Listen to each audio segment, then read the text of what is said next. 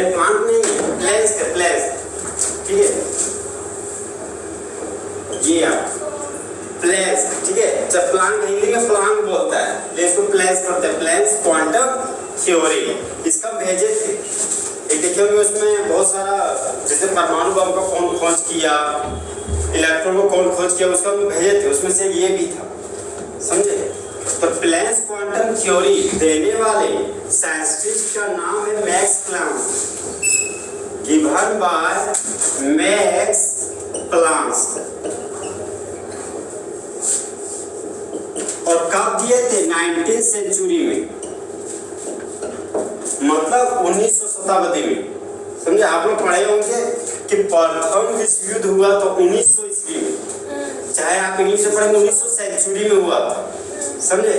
तो हम 1880 तरह में कुछ हुआ था।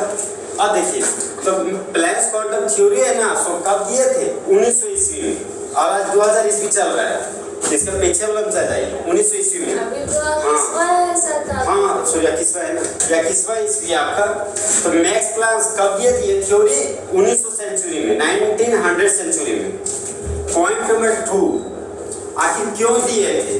तो इनका जो थ्योरी है ना, this theory was based on,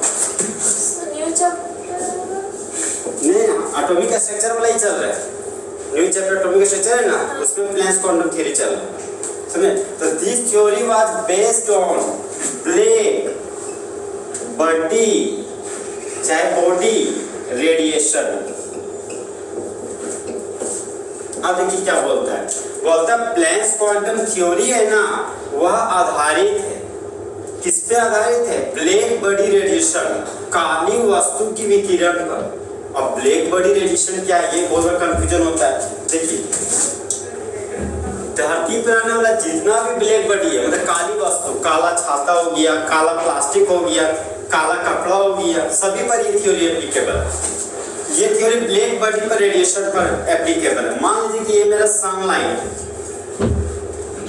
ये मेरा सनलाइट है, तो सनलाइट से मान लीजिए एनर्जी भेज रहे हैं, ठीक है। मान लेते अभी ये कोई बॉडी है, क्या है नहीं है वो कुछ पता नहीं, हम जाने कि काला कलर का कोई वस्तु है, ठीक है, हाँ काला है, ब्लैक कलर का।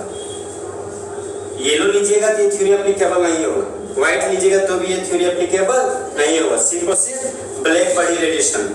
अब देखिए सनलाइट है, तो सनलाइट से जो रे निकला वो रे इस वस्तु के पास पहुंचा जो हमारा ब्लैक कलर का है, जो हमारा सिर्फ और सिर्फ बॉडी है, नहीं बता रहे ब्लैक है। तो मान रहे कि ये जो वस्तु है चाहे आने वाले रेडिएशन को एब्जॉर्ब करेगा, चाहे आने वाले रेडिएशन को रिफ्लेक्ट करेगा, चाहे आने वाले रेडिएशन को अपने से होकर जाने देगा, समझे। चाहे जो सनलाइट जा रहा है इस बॉडी से टकरा रहा है, तो जो टकराएगा तो जो लाइट टकराएगा वो लाइट से यहाँ से निकल जाएगा, चाहे वह लाइट इससे होकर चल जाएगा, समझे, चाहे वह लाइट पूरा तरह से एब्जॉर्ब कर लेगा, अवशोषित कर लेगा। तो ये मेरा बॉडी का केस है कि जनरल बॉडी, कोई भी बॉडी हो तो यही काम, तीनों में से एक चीज करेगा। तो अब क्या होता है मामला सुनिए, अब हम बॉडी नहीं ले रहे, अब हम ब्लैक बॉडी ले रहे, मतलब काला वस्तु ही ले रहे, ब्लैक बॉडी। तो मान लीजिए वो ब्लैक कलर का आपका प्लास्टिक ही है, ठीक है। अब देखिए ये सनलाइट है सो गया ब्लैक कलर के प्लास्टिक पर, तो हमको लग रहा था कि ये जो प्लास्टिक से आपका लाइट चाहे यहाँ से निकलेगा चाहे यहाँ से रिफ्लेक्ट होगा। तो सुन के बहुत हैरान आ जाइएगा, ये लाइट ना तो रिफ्लेक्ट होता है और ना तो ट्रांसमिटेड होता है। ये लाइट क्या होता है 99% एब्जॉर्ब हो जाता है, 99% क्या होता है पूरा तरह से एब्जॉर्ब हो जाता है। इसलिए बोला भी जाता है कि अक्सर हम लोग ब्लैक चीज का यूज ज्यादा करते हैं। अब देखते हो कहीं आप किसी चीज को लेके जाना चाहते हैं तो आप चाहते हैं कि ब्लैक प्लास्टिक, तो ब्लैक प्लास्टिक क्या करता है जो सनलाइट है उसको एब्जॉर्ब करता है। अब एब्जॉर्ब करेगा तो हम लोग अपने आईज से उस प्लास्टिक के अंदर क्या चीजें वो नहीं महसूस कर पाते कि रियल है क्या। अब देखिए काला प्लास्टिक ना लेके दूसरा प्लास्टिक लीजिए, आप लेके जाइएगा थोड़ा थोड़ा सा विजिबिलिटी दिखता है क्या क्या लेके जा रहे हैं, समझे। इसलिए बोला भी जाता है कि देखिएगा कि आप फॉर्म भरते होंगे 9, 10, 11, 12 का, तो रजिस्ट्रेशन फॉर्म होता है, उसमें बोला जाता है कि आप जो फॉर्म फिलअप कर रहे हैं वो ब्लैक पेन से कीजिए। किस पेन से बोला जाता है? ब्लैक पेन से। तो ब्लैक पेन का काम है लाइट को एब्जॉर्ब करना, और लाइट को एब्जॉर्ब करेगा तो वो आप दूर से भी देखिएगा तो आपको क्लियर दिखेगा। आप देखते हो कि आपका घर है और बहुत दूर में रोड है, और रोड आपका काला कलर का इसलिए बनाया जा रहा है क्योंकि वो रोड क्या करता है, लाइट को एब्जॉर्ब करता है। आप बहुत दूर से भी उस रोड को देखिएगा तो पता चल जाएगा रियल तो काला कलर का ही रोड है, समझे। तो काला कलर का रोड इसका मतलब ये है कि वो लाइट को एब्जॉर्ब कर, इसलिए हम बहुत दूर से भी उस रोड को देख पा रहे हैं, समझे। तो ब्लैक बॉडी का बहुत बड़ा रोल है। अब क्या होता है तो देखिए, ये सनलाइट गया, ये ब्लैक बॉडी से टकराया और यहाँ पर लाइट क्या कर रही है, पूरा तरह से एब्जॉर्ब कर लिया। अब देखिए ये आपका मान लीजिए छत्ता है काला कलर का। अब देखिए कि जब लाइट हम लोग जो धूप का समय होता है तो छाता लेके निकलिएगा, अब छाता के नीचे रहिएगा। आप देखिएगा कि छाता के नीचे रहने के बाद भी पूरा पसीना पसीना हो जाते हैं, समझे। उसके पीछे ये वजह है कि ये जो ब्लैक बॉडी है वो आने वाला सनलाइट को तो 100% एब्जॉर्ब कर रहा है, लेकिन एब्जॉर्ब करने के बाद क्या कर रहा है कि थोड़ा सा यहाँ पर एनर्जी भी रिलीज कर रहा है।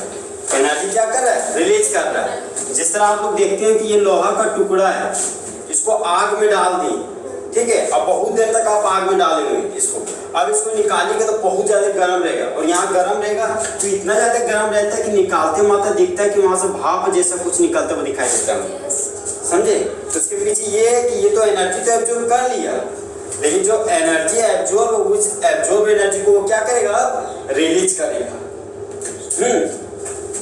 तो ब्लैक बॉडी का काम क्या है कि आने वाले सनलाइट को 100% एब्जॉर्ब करना, और एब्जॉर्ब किया हुआ लाइट को फिर वह रिलीज करता है, अपने से क्या करता है, रिलीज करता है। अब देखिए तो यहाँ जो लाइट को जो ब्लैक बॉडी एब्जॉर्ब किया वह एब्जॉर्ब लाइट को रिलीज करेगा, वह एब्जॉर्ब लाइट को रिलीज करेगा। तो वह रिलीज कुछ इस तरह से नहीं करता है, इसको बोलते हैं कंटिन्यूअस लाइन, लगातार लाइन। इसको क्या बोलते हैं, लगातार लाइन। ये आपका कंटिन्यूअस लाइन, इसको बोलते हैं लगातार लाइन। रियली में इस तरह कभी भी अपने से एनर्जी को रिलीज नहीं करता, पंखा चालू कर लीजिए, समझे। तो सर इस तरह नहीं रिलीज करते एनर्जी, तो आपकी किस तरह करता है, ये जो आपका जो एनर्जी रिलीज करता है वो पैकेट के फॉर्म में करता है। यहाँ से जो आपका एनर्जी रिलीज होता है वो पैकेट के फॉर्म में कुछ इस तरह से, फिर यहाँ थोड़ा सा गैप रहेगा, फिर थोड़ा सा एनर्जी रिलीज हुआ, फिर हल्का सा गैप रहा, फिर हल्का एनर्जी रिलीज हुआ, फिर थोड़ा सा यहाँ पे एनर्जी रिलीज हुआ, थोड़ा गैप आया, एनर्जी रिलीज हुआ। तो ये क्या रहा, पैकेट के फॉर्म में एनर्जी रिलीज हो रहा है। तो इसको बोलेंगे ये हमारा एक क्वांटम है। तो क्या बोलेंगे, ये हमारा क्वांटम है। जो पैकेट ऑफ एनर्जी बोल रहे हैं ना, यहाँ पर 3 पैकेट ऑफ एनर्जी निकला, यहाँ 3 नीचे था, 6 पैकेट ऑफ एनर्जी हो गया। तो इसको जो एनर्जी आपका जो रिलीज हो रहा है, इसी रिलीज एनर्जी को बोला जाता है पैकेट ऑफ एनर्जी। तो क्या बोलते हैं, पैकेट ऑफ एनर्जी। और पैकेट ऑफ एनर्जी को केमिस्ट्री क्या बोलते हैं, क्वांटम। क्या बोलते हैं, क्वांटम। ये बात समझ में आया पूरा। जो सनलाइट है वो आ रहा है ब्लैक बॉडी के पास, तो ब्लैक बॉडी क्या कर रहा है, ना तो लाइट तो हमको लग रहा था कि अगर ये जनरल बॉडी होता चाहे लाइट को 100% एब्जॉर्ब करता, चाहे 100% जाने दे देता लाइट, जो 100% रिफ्लेक्ट कर देता, लेकिन होता ये है कि आने वाले सनलाइट को पहले ये पूरा तरह से एब्जॉर्ब कर लेता है, समझे। उसके बाद जब ये पूरा गर्म हो जाता है तब यहाँ से एनर्जी निकलता है, लेकिन वह एनर्जी लगातार नहीं, डिसकंटिन्यूअस के फॉर्म में निकलता है, मतलब तोड़ के निकलता है। देखते ना अभी का समय आप मॉल में जाइएगा तो आपको 1 kg का पैकेट मिलेगा। अब देखते हो कि 1 kg का पैकेट का दाल मिल रहा है, आपको 1 kg ऑयल का मस्टर्ड ऑयल मिल रहा है, समझे। अरे सरसों का तेल मिल रहा है आपको। तो आप देखते हो कि सब पैकेट में मिल रहा है, तो सब पैकेट में मिल रहा है, तो यहाँ से जो एनर्जी निकलेगा वह पैकेट ऑफ एनर्जी होगा। और पैकेट ऑफ एनर्जी को क्या बोलते हैं हम लोग, क्वांटम। क्या बोलते हैं, क्वांटम।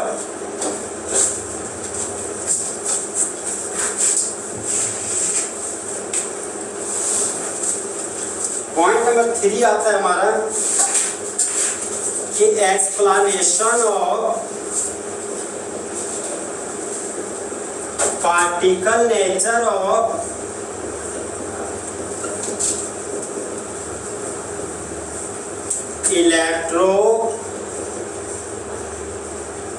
Electromagnetic radiation.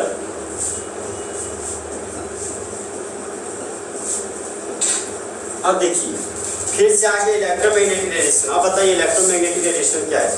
इस पक्ष से बहुत ज़्यादा गर्म होने लगा। ये बताए थे, अरे वैद्युत चुंबकीय विकिरण वही है जो पढ़ाए थे आपको बहुत दिन पहले। ठीक है, यहाँ क्या बोलता है? सो बोलता है कि वैद्युत चुंबकीय विकिरण कण वाला गुण की व्याख्या करता है। और पार्टिकल है, तो पार्टिकल का मतलब कहीं ना कहीं इलेक्ट्रॉन प्रोटॉन न्यूट्रॉन से रिलेटेड बात कर रहा है।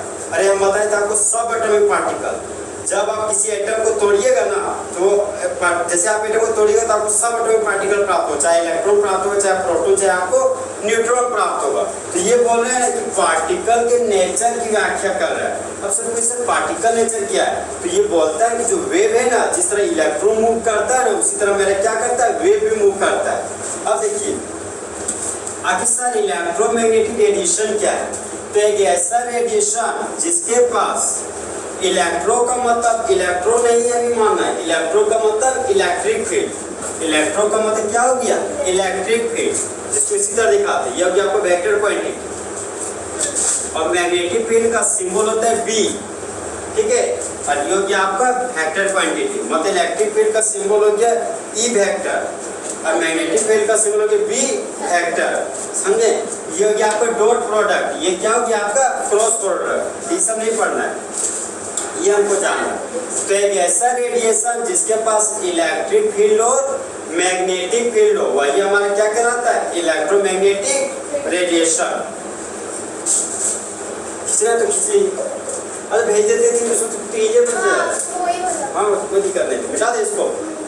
अब बताइए प्लैंक्स क्वांटम थ्योरी कौन दिए थे? Max Planck. कौन दिए थे? Max Planck. कब दिए थे? 1900 सेंचुरी में, 1900 सेंचुरी में। ठीक है, ये किस पर बेस्ड था? ब्लैक बॉडी रेडिएशन पर। धरती पर आने वाला जितना भी काली वस्तु है उस पर ये थ्योरी एप्लीकेबल। ठीक है, ब्लैक बॉडी रेडिएशन पर एप्लीकेबल है। ये किसकी व्याख्या करता है और किसकी एक्सप्लेनेशन करता है? इलेक्ट्रोमैग्नेटिक रेडिएशन की। किसकी व्याख्या करता है? इलेक्ट्रोमैग्नेटिक रेडिएशन की। तो एक ऐसा रेडिएशन जो क्या रखता है, इलेक्ट्रिक फील्ड और मैग्नेटिक फील्ड, वह क्या कहलाता है, इलेक्ट्रोमैग्नेटिक रेडिएशन। अब देखिए बस बता ही देते इलेक्ट्रिक फील्ड और मैग्नेटिक फील्ड, लेकिन दो पढ़े या दो कोई नहीं पढ़े, समझे? देखिए आप, ये आपका इलेक्ट्रिक फील्ड, जो कि आपका विद्युत का क्षेत्र, समझे? एक है आपका मैग्नेटिक फील्ड, मैग्नेटिक फील्ड ये आपका चुंबकीय क्षेत्र है, समझे? अब देखिए क्या है, अगर सर ये इलेक्ट्रिक फील्ड क्या है, तो एक ऐसा फील्ड जो इलेक्ट्रिक करंट की वजह से उत्पन्न होता हो, समझे? एक ऐसा फील्ड जो इलेक्ट्रिक करंट की वजह से उत्पन्न होता हो वह हमारा इलेक्ट्रिक फील्ड कहलाता है। एक ऐसा फील्ड जो मैग्नेट की वजह से उत्पन्न होता हो, मतलब मैग्नेट की वजह से जनरेट होता हो, वो आपका मैग्नेटिक फील्ड कहलाता है। जैसे एक क्रिकेटर का अपना फील्ड होता है, उसका एक सर्कल है, वो बोल देगा कि अगर बॉल से नीचे से होते हुए जाएगा, टकराएगा बाउंड्री पर तो चौका, अगर बॉल है अगर पूरा उठा हुआ जाएगा और बाउंड्री पार कर जाएगा तो सिक्स हो जाएगा आपका, समझे? ये किसका फील्ड हो गया? बैट्समैन का। अब बॉलर क्या बोलता है कि अगर यहाँ पर बॉल मेरा गया और 3 ठो स्टंप रहेगा उसमें टकरा गया तो वो आउट हो गया, तो वो हो गया बॉलर का फील्ड, समझे? वो क्या हो गया? बॉलर का फील्ड। तो उसी तरह हमारे एक है आपका इलेक्ट्रिक फील्ड। अब देखिए इलेक्ट्रिक फील्ड क्या है, तो इलेक्ट्रिक फील्ड कहाँ से आ रहा है आपका? इलेक्ट्रिक करंट से। तो आप लोग देखते हैं कि ये वायर है आपका घर का, ठीक है, और इस वायर में क्या हो रहा है कि हम बोल रहे हैं कि इलेक्ट्रिक करंट है ना सो फ्लो कर रहा है। इलेक्ट्रिक करंट क्या कर रहा है? फ्लो। तो हम लोग बचपन से पढ़े एक कंडक्टर, एक इंसुलेटर, एक सुचालक, एक कुचालक, समझे? तो एक ऐसा सबस्टांस जो अपने से होकर इलेक्ट्रिक करंट को जाने दे वो आपका कंडक्टर कहलाता है। और कंडक्टर का एग्जांपल क्या होता था? वाटर, पंखा, पंखा भी बोले क्या? तो अरे कंडक्टर का एग्जांपल क्या है आपका? सबसे बेस्ट आपका पानी, पेड़ भी है आपका, ये आपका लोहा भी हो सकता है। नहीं करंट सा टाइप की आप भी छू के देखिए, आपको एहसास होगा कि इसमें है कि नहीं। देखिए आप फिर आपका एक इंसुलेटर है, तो इंसुलेटर का बेस्ट एग्जाम्पल क्या है आपका? प्लास्टिक, लकड़ी, सूखा लकड़ी वो भी ध्यान रखिएगा, सूखा लकड़ी, ड्राई वुड, उसमें आता है ड्राई वुड, रबर, रबर में देखिए कभी क्या, रबर के साथ आपका इंसुलेटर में ही आता है। तो देखिए बोले इलेक्ट्रिक करंट फ्लो कर रहा है, मतलब सर इलेक्ट्रिक करंट कैसे फ्लो कर रहा है? तो ध्यान रखिएगा, जब भी आपको कभी भी इलेक्ट्रिक करंट की बात हो ना, तो हम लोग बोलते हैं कि करंट मार दिया, समझे?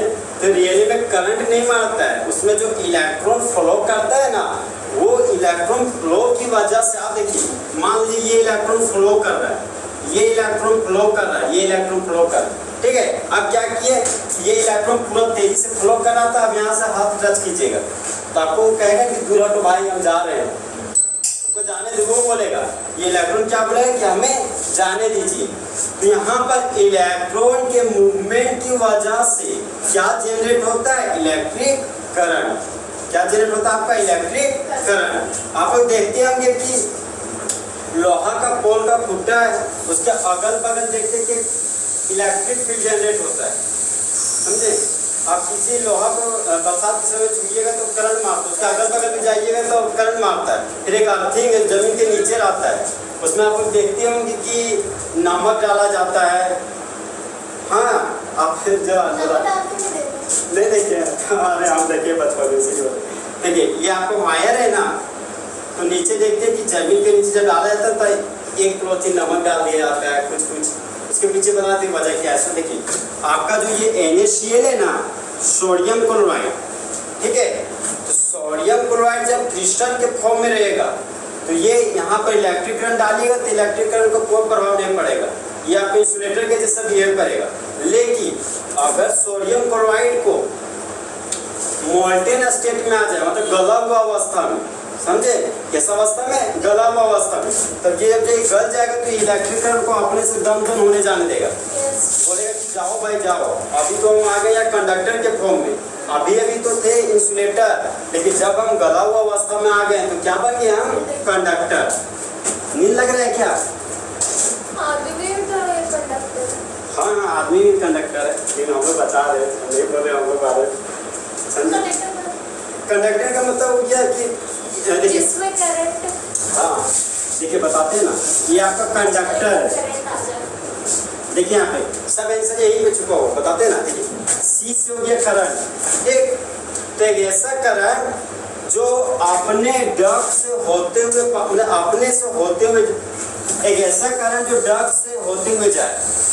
डक्ट बोले तो लोहा का टुकड़ा हो सकता है, समझे? कोई भी चीज जो अपने से, एक ऐसा सबस्टांस जो अपने से होते हुए जाने दे, किसको? इलेक्ट्रॉन को, वही आपका क्या कहलाता है? कंडक्टर। आयरन, गोल्ड, सिल्वर, कुछ भी हो सकता है, समझे? हाँ, कुछ भी हो सकता है, सारा मेटल हो सकता है। डायमंड में उसमें थोड़ा सा कॉम्प्लेक्स आता है, एक कहता है आपका डायमंड है, आपका ग्रेफाइट भी होता है, समझे? तो उसमें भी आता है कंडक्टर होता है, एक का नेचर आपका इंसुलेटर होता है, उसमें एक का हाइब्रिडेशन sp2 होता है, एक का sp3 होता है, समझे? तो वो हम लोग को पढ़ना होता तो सॉलिड स्टेट में 12th में, 10 में भी था, होगा थोड़ा सा। 12th में एक स्पेशल चैप्टर था आपका सॉलिड स्टेट, जो हट गया इस वर्ष। 10 में था ग्रेफाइट और डायमंड।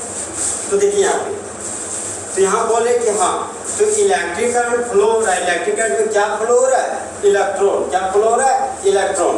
आप लोग देखते हुए रेजिस्टेंस सुने होंगे? Yes sir. रेजिस्टेंस रेजिस्ट करता है। हाँ, रेजिस्ट करता है।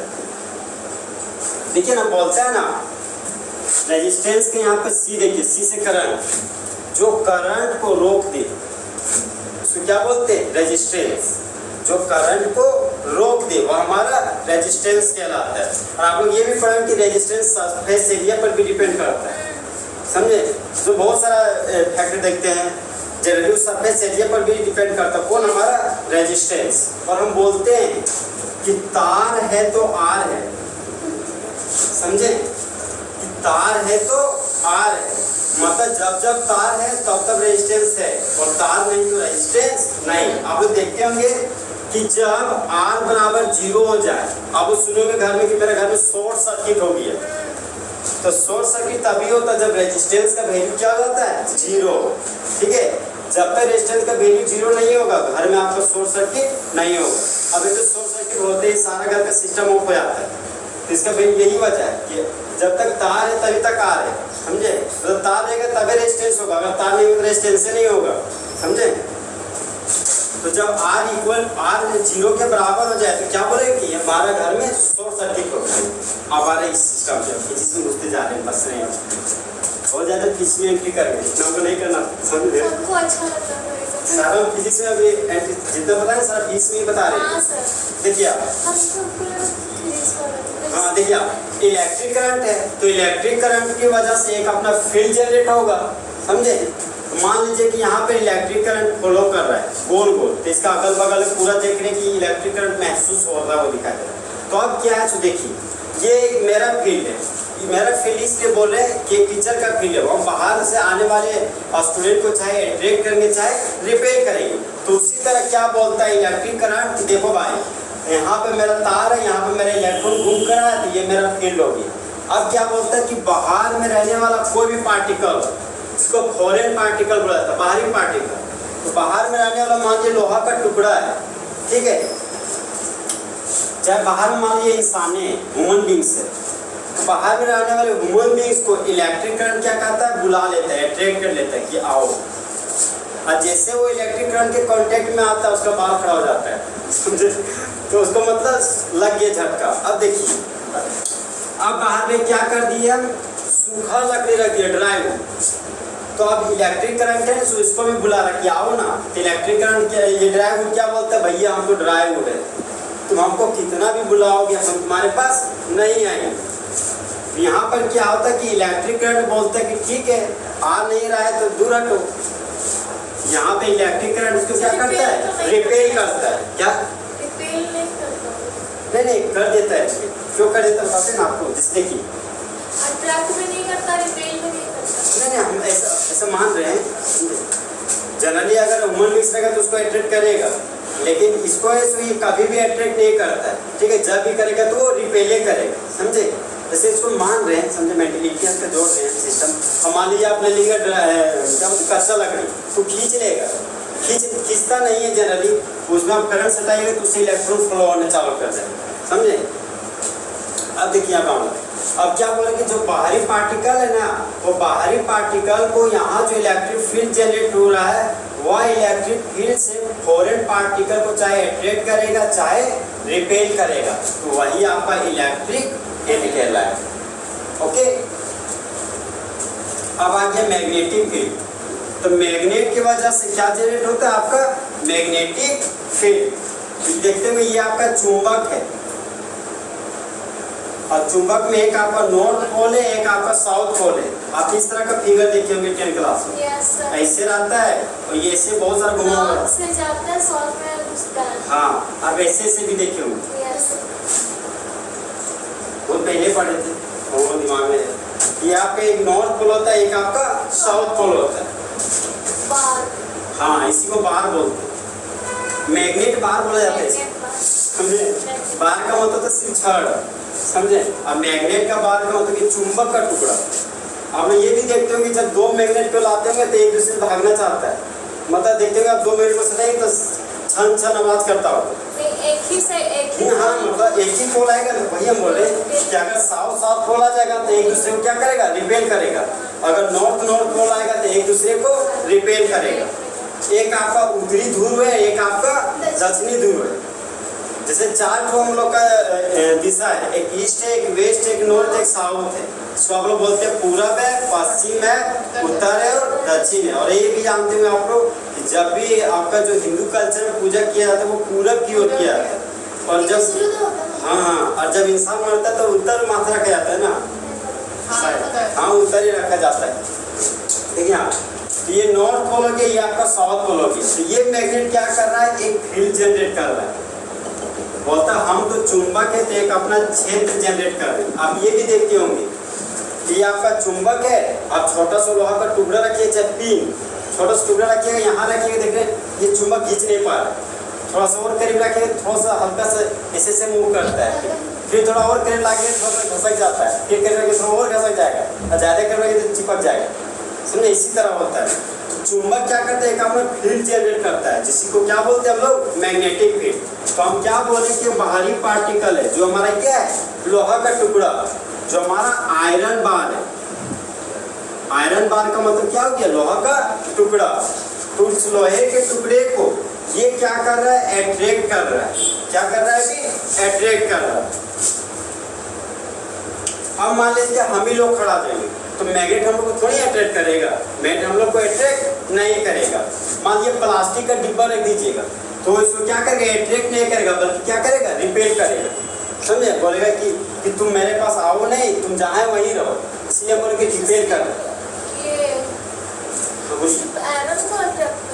हाँ, सिर्फ आयरन को अट्रैक्ट कर रहा है। अब ऐसे मान रहे हैं, मान लीजिए अब कुर्सी है, तो कुर्सी है तो हम जाने कि इंसुलेटर इतना मेटल में सिर्फ आयरन को ही अट्रैक्ट करता है? नहीं, सभी को।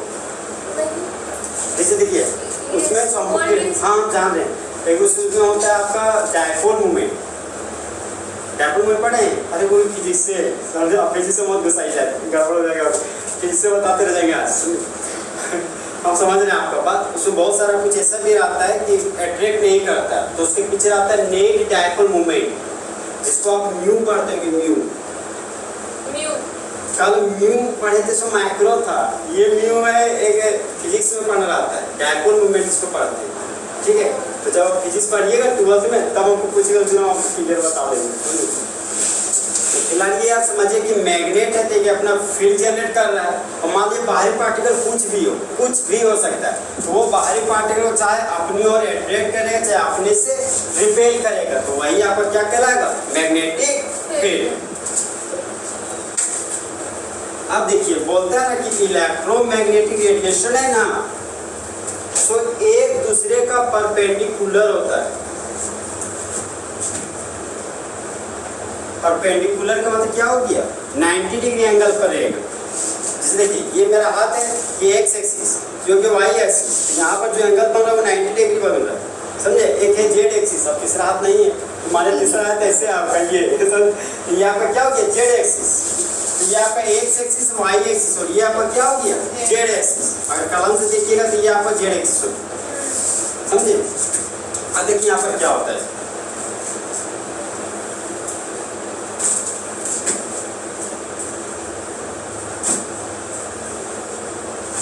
मान लीजिए कि ये मेरा इलेक्ट्रिक फील्ड है और ये मेरा क्या है, मैग्नेटिक फील्ड, और ये मेरा मीन पाथ, मुख्य रास्ता जिधर हमको वेव को भेजना है, जिसको हमको इलेक्ट्रोमैग्नेटिक रेडिएशन को भेजना है। देखिए एक चीज कंफ्यूज कीजिएगा, रेडिएशन वेव लगभग मिलता जुलता हुआ टर्म, ठीक है, लगभग क्या है, मिलता जुलता हुआ टर्म है। तो अब देखिए मामला क्या हो रहा है, यहाँ पर क्या हो रहा है कि पानी का मान लीजिए कल पढ़ाए थे, ठीक है, पानी में पत्थर मारिएगा तो कुछ वेव जैसा बनते हुए दिखाई देता है, ठीक है, कुछ वेव जैसे मान लीजिए यहाँ से चालू हुआ, अब देखिए बनना चालू हुआ, ऊपर जा रहा है, नीचे जा रहा है, ऊपर जा रहा है, नीचे जा रहा है। इसी को देखिए जो उठा हुआ पार्ट था उसको क्या बोलते थे, क्रेस्ट, क्या बोलते हैं, क्रेस्ट, और ये जो घुमा हुआ पार्ट है उसको क्या बोलते थे, ट्रफ, क्या बोलते थे, ट्रफ। और दो लगातार क्रेस्ट के बीच के डिस्टेंस को ही क्या बोलते थे, वेवलेंथ, क्या बोलते थे, वेवलेंथ, फ्रीक्वेंसी अलग है, क्या बोलते थे, वेवलेंथ, और हाँ लैम्बडा वही। और दो लगातार घुमा हुआ, चाहे दो लगातार ट्रफ के बीच की दूरी को ही हम लोग वेवलेंथ बोलते हैं, क्या बोलते हैं, वेवलेंथ। और वेवलेंथ को तरंग दैर्घ्य बोला जाता है, वेवलेंथ को क्या बोलते हैं, तरंग दैर्घ्य। यहाँ पर देखिए एक तो आपका लाइन चलिए कुछ इस तरह से, आप देखिए दूसरा लाइन के जाता है, ये जा रहा है, 3D पिक्चर है, समझे। अच्छा देखिएगा, यहाँ से गया, यहाँ पे टकराया, फिर ऊपर गया, फिर यहाँ से घूमा, फिर ऐसे गया, फिर ऐसे घूमा, फिर ऐसे गया, फिर ऐसे टकराया, कुछ ऐसे आप समझे। देखिए क्या होता है, ये आपका इलेक्ट्रिक फील्ड है, इलेक्ट्रिक फील्ड ऊपर जा रहा है, तो मैग्नेटिक फील्ड आपका आगे जाएगा, समझे। तो जितना इलेक्ट्रिक फील्ड डिस्टेंस में उतना आपका मैग्नेटिक फील्ड में जाना चाहिए, ठीक है। मान लीजिए 1 सेकेंड का स्पीड से ऊपर जा रहा है मैग्नेटिक फील्ड, तो इलेक्ट्रिक फील्ड भी आपको 1 सेकेंड से ही आपको आगे जाना चाहिए, ठीक है। तो यहाँ पर क्या बोलिए कि इलेक्ट्रिक फील्ड और मैग्नेटिक फील्ड एक दूसरे के क्या होते हैं, परपेंडिकुलर, क्या होते हैं, परपेंडिकुलर। पीछे लोग पढ़ाई थोड़ा जोर दे रहे हैं, हाँ थोड़ा पीछे जोड़ दे रहा आगे इलेक्ट्रोमैग्नेटिक रेडिएशन पीछे से पढ़ाई जोड़ दे रहे हैं जो छूट गया था आपको। अब देखिए इलेक्ट्रोमैग्नेटिक रेडिएशन 6 या 7 टाइप का था। पहला हमारा क्या था, radio wave, type of electromagnetic radiation. ठीक है, अब पहला था हमारा रेडियो वेव्स, रेडियो वेव। दूसरा था हमारा माइक्रोवेव, दूसरा मेरा क्या था, माइक्रोवेव। तीसरा था हमारा इंफ्रारेड रे, इंफ्रारेड रे। ये हमारा इलेक्ट्रोमैग्नेटिक रेडिएशन का टाइप हो जा रहे हैं। हाँ बताइए तो, पहला रेडियो वेव था, दूसरा माइक्रोवेव, तीसरा क्या था, इंफ्रारेड रे, फिर विजिबल रे। क्या था, विजिबल रे। फिर था आपका अल्ट्रावायलेट लाइट। क्या था आपका, अल्ट्रावायलेट लाइट, चाहे इसको अल्ट्रावायलेट रे भी बोल सकते हैं। समझे, हम बोले ना कि जहाँ रेड लाइट और रेडिएशन तीनों में कंफ्यूज मत कीजिएगा, वेव में तीनों को समझिएगा कि उसका काम है कि मूव करना। ठीक है, फिर एक था आपका एक्स रे, एक गामा रे था, और एक और था अल्फा नहीं, कॉस्मिक रे। क्या था, कॉस्मिक रे। अल्फा रे तो रेडियो एक्टिव मेटल को तोड़िएगा तो अल्फा बीटा और गामा रे निकलेगा उनके जगह, ऐसे हो जाता है। तो यहाँ पे तो 1 2 3 4 5 6 7 8, तो 8 का दम अब देखेंगे हम, और इलेक्ट्रोमैग्नेटिक रेडिएशन पूरा तरीके से खत्म। ठीक है, अब देखिए अरे हम बोले ना कि देखिए हमें सब सारा टॉपिक को गाना डायलॉग में जोड़ के ही रखे, समझे, रिलेटिव यही है। हम 12th वाला आप तो देखते हुए वीडियो 12th वाला बहुत ज़्यादा चीज़ ट्रिक बहुत बताते हैं, बहुत ज़्यादा, समझे। यहाँ लोग थोड़ा सा कंट्रोल में चलते हैं कि आप लोग गलत समझ लीजिएगा तो मीनिंग गलत निकल जाएगा, समझे, इसलिए उसको बदल चाहते हैं।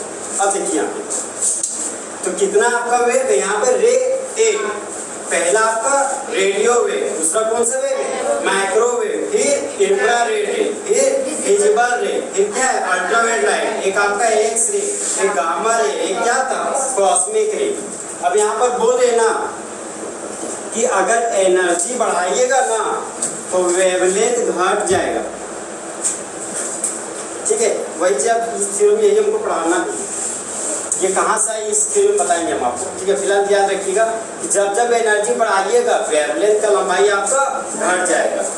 अब रेडियो वेव से ज्यादा एनर्जी किसका हो गया, माइक्रोवेव से, माइक्रोवेव से ज्यादा एनर्जी इंफ्रारेड रे, और इंफ्रारेड से ज्यादा एनर्जी विजिबल रे, और विजिबल रे से ज्यादा एनर्जी अल्ट्रावायलेट लाइट, और अल्ट्रावायलेट लाइट से ज्यादा एनर्जी एक्स रे, और एक्स रे से ज्यादा energy gamma ray, gamma ray से ज्यादा कॉस्मिक रे। अब बताइए, बोले कि एनर्जी बढ़ रहा है तो वेवलेंथ घट रहा है, तो सबसे ज्यादा एनर्जी किसका है, कॉस्मिक रे का। सबसे कम वेवलेंथ किसका होगा, कॉस्मिक रे का। और सबसे कम एनर्जी किसका है, रेडियो वेव का। तो सबसे ज्यादा वेवलेंथ किसका होगा, रेडियो वेव का। अब देखिए आर वो रेडियो स्टेशन, तो एक ऐसा वेव जो रेडियो स्टेशन से निकलता वो आपका रेडियो वेव कहलाता है। एक ऐसा वेव जो मोबाइल फोन से निकलता, माइक्रोवेव। एक ऐसा वेव जो मोबाइल फोन से निकलता, अब देखते हो मोबाइल गर्म हो गया, इसके पीछे माइक्रोवेव। ओके, फिर बोलता है इंफ्रारेड रे, तो एक ऐसा रे जो सनलाइट से निकलता, जो हमारा धरती गर्म होता है ना, जिससे वेपराइजेशन का प्रोसेस होता है, लिक्विड आप लोग देखते हो गैस में बदल रहा है, जिसे आप लोग देखते हैं जिसको कहते हैं बादल बन गया ऊपर। तो इंफ्रारेड रे का बहुत बड़ा रोल है लाइफ में, अगर ये नहीं होगा ना तो हम लोग भूखे प्यासे मर जाएंगे, समझे। इंफ्रारेड रे का बहुत बड़ा रोल है आपका, ये हमारे अर्थ को गर्म करता है। अगर अर्थ गर्म नहीं होगा तो आपका जो पानी धरती पर ऊपर नहीं करेगा, और ऊपर नहीं जाएगा तो फिर नीचे कहाँ से आएगा, समझा। नीचे नहीं आएगा तो फिर गड़बड़ हो जाएगा, खेती कैसे कीजिएगा, खेती नहीं कीजिए खाइए क्या, फिर तो जाइएगा ऊपर। अब देखिए तो जो आपका इंफ्रारेड रे आपका है, तो अर्थ को क्या कर रहा है, आपका हीट कर रहा है। अब देखिए विजिबल लाइट, विजिबल लाइट बोलते हैं दृश्य प्रकाश, ये आपका अवरक्त प्रकाश, समझे, अवरक्त प्रकाश, ये आपका दृश्य प्रकाश। एक ऐसा रे जो चाहे एक इंसान को दूसरे इंसान से देख पा रहे हैं, वो विजिबल रे की वजह से, हम लोग विजिबल रे में है अभी। ठीक है, तो एक ऐसा रे जिसकी मदद से हम लोग देख सके किसी भी इंसान या किसी भी चीज को, वो आपका विजिबल रे कहलाता है। अब देखते हो कि जब रात हो जाता है तो हम लोग को दिख भी नहीं करता कि सामने वाला क्या है।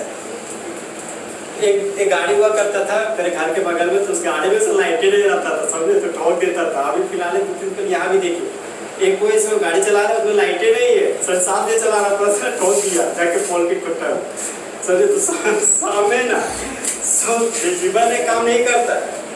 इवनिंग के टाइम में आपका विजिबल रे काम नहीं करता। अगर आप चाहते हैं कि विजिबल रे आपका जनरेट हो, चाहे आपको टॉर्च जलाना पड़ेगा, चाहे फ्लैश लाइट चले, कोई भी लाइट चले, लाइट आपको जलाना पड़ेगा। देखिए इसलिए हम लोग अक्सर देखते हैं कि जब हम लोग रहते हैं तो हम लोग व्हाइट बल्ब यूज करते हैं अक्सर। तो व्हाइट बल्ब के पीछे रीजन क्या है? एक आप लोग देखते हो येलो कलर का बल्ब, येलो कलर का बल्ब भी आप लोग देखते हैं पुराने समय में होता। हाँ हाँ येलो मुझे घट रहा है। हाँ अरे बहुत अजीब नहीं लगता है। अब ये भी पता होना चाहिए कि जो येलो कलर का बल्ब था उससे हीट एनर्जी बहुत ज़्यादा रिलीज होता है, इसलिए आप सुनते हो कि वो 100 वाट का बल्ब होता है। हाँ बहुत ज़्यादा एनर्जी करता है, उससे नुकसान है। तो ये जो बल्ब आप कहेंगे आपका शायद उन्हें उठा देगा, लगेगा सब हीटर चला रहेगा। मीटर लगाइएगा तो आपको वो बल्ब चलाइएगा तो लगेगा हीटर चला रहेगा। ये कम खाता है। अब आ गया का आपका अल्ट्रावायलेट लाइट, ठीक है। तो एक ऐसा लाइट जो ओजोन के लेयर को तोड़ देता हो, एक ऐसा लाइट जो ओजोन के लेयर को तोड़ देता हो, वह क्या कहलाता है? Ultraviolet light. हाँ हाँ सनी लाइट से निकलता है, जो भी रे निकल रहा है ना वो सन से ही निकल रहा है, समझे। देखिए यहाँ पे एक अल्ट्रावायलेट लाइट बोल रहे हैं, यहाँ पर देखिए ये सन है, सन से आपका इलेक्ट्रोमैग्नेटिक रेडिएशन निकला। यहाँ पर एक लेयर बनता है जिसको क्या बोलते हैं? ओजोन का लेयर। ओजोन का लेयर जिसका फॉर्मूला होता है मेरा O3, ठीक है। हम लोग जानते हैं कि आजकल से जो अल्ट्रावायलेट लाइट है वो क्या करता है? सनलाइट से जो अल्ट्रावायलेट लाइट रहता है उस अल्ट्रावायलेट लाइट को ओजोन लेयर रोक देता है। बोलते हैं कि आप जमीन पर मत जाइए, जाइएगा तो कैंसर कर दीजिए, समझे। जितना भी फोड़ा फुंसी हो रहा है, कैंसर और डिजीज बढ़ रहा है, हाँ स्किन डिजीज बढ़ रहा है, वो कहीं ना कहीं अल्ट्रावायलेट लाइट की वजह से अल्ट्रावायलेट लाइट पहुंच रहा है, समझे। आपको पता होना चाहिए कि अल्ट्रावायलेट लाइट आपका पहुंच रहा है, यही थोड़ा थोड़ा हाँ। और देखिए नीचे में क्या हो रहा है? ऊपर से तो भगवान ने अल्ट्रावायलेट लाइट दे रहा है सन के माध्यम से, और नीचे वो लोग एसी और रेफ्रिजरेटर यूज कर रहे हैं। हाँ तो यहाँ से निकलता है फ्रियोन्स, यहाँ से आपका निकलता है फ्रियोन्स 12। क्या निकलता है? फ्रियोन्स 12। और फ्रियोन्स 12 को ही बोलते हैं CFC, क्लोरोफ्लोरोकार्बन, समझे, जिसको बोलते हैं CF2Cl2। जो फ्रियोन्स 12 लिखे ना उसका फॉर्मूला होता है CF2Cl2। इसका भी काम है ओजोन के लेयर को तोड़ना। इसका भी काम क्या है? ओजोन के लेयर को तोड़ना। अब देखिए यहाँ से ऊपर से तो अल्ट्रावायलेट लाइट आ रहा है, ये तो तोड़ ही रहा है। नीचे से जो एसी से यहाँ से देखेंगे आप लोग कि एसी में रूम में आप रहिएगा, आपका रूम का माहौल गर्म है, उस समय महसूस ठंडा है, तो एसी में क्या होता है कि पानी का फुहारा छोड़ता है, इसलिए धीरे धीरे देखिएगा कि माहौल वहाँ का गर्म से ठंडा होता है, अचानक नहीं होता है। आप लोग ये भी सुने होंगे कि आप एसी में है तो अचानक धूप के समय बाहर नहीं निकले, मतलब बेहोश हो जाएगी, समझो। उसके पीछे वजह कि बॉडी है तो आप इस माहौल में ढल गया। अब आप बाहर जाना चाह रहे हैं तो कुछ देर तक एसी बंद कीजिए और कुछ देर तक ठहरिए। आप गाड़ी में भी देखते होंगे कि एसी चालू रहता है, जब नज़दीकी घर में पहुँचे तो 10 मिनट पहले एसी बंद भी कर दिया जाता है गाड़ी में। उसी तरह का मामला यहाँ से फ्रियोन्स 12 CFC निकला, क्लोरोफ्लोरोकार्बन। अब क्लोरोफ्लोरोकार्बन बोलता है कि ओजोन लेयर हम तुमको तोड़ने आ रहे हैं, तो बोलता है यार कि तुम भी तोड़ोगे और ऊपर से तोड़ रहा है, तो बोलता है कि देखो हम तो तोड़ेंगे लेकिन है कि हम तुमको कुछ गड़बड़ नहीं करें, हम सिर्फ ओजोन लेयर तोड़ेंगे। अब देखिए यहाँ पर ओजोन लेयर तोड़ा, ऊपर वाला भी जो अल्ट्रावायलेट लाइट है उसका काम है कि ओजोन लेयर को हटाना। ये भी अभी बताइए, मान लीजिए कोई भी आप किसी भी चीज़ में पत्थर मारिएगा ना, मान लीजिए आपकी दीवार ही है, ठीक है, पतला लेयर का दीवार है, आप रोज क्या करें? पत्थर मार रहे हैं, धीरे धीरे वो दीवार अब 1 साल 2 साल 3 साल पत्थर मारने लगातार, तो दीवार धीरे धीरे कमजोर होता जाएगा। उसी तरह का हालात यहाँ है। अल्ट्रावायलेट लाइट आया, ओजोन लेयर बोला ना जाने देंगे, फिर से अल्ट्रावायलेट लाइट यहीं टकरा गया, तो कहीं ना कहीं ये लेयर तो हमको कमजोर हो गया। अब इसी तरह बार बार ये अटैक करते रहेगा तो ये लेयर तो टूटेगा। ये लेयर टूटते जा रहा है, आपका इधर से एसी से भी टूट रहा है, इधर से, तो ये धीरे धीरे अल्ट्रावायलेट लाइट जमीन पर पहुंच रहा है, समझे। यही आपको अल्ट्रावायलेट जमीन पे क्या हो रहा है, पहुंच रहा है। रीजन कौन सा है, ये फ्लोरो कार्बन, जिसको CFC आप लोग बोलते हैं। तो यहाँ पर एक चीज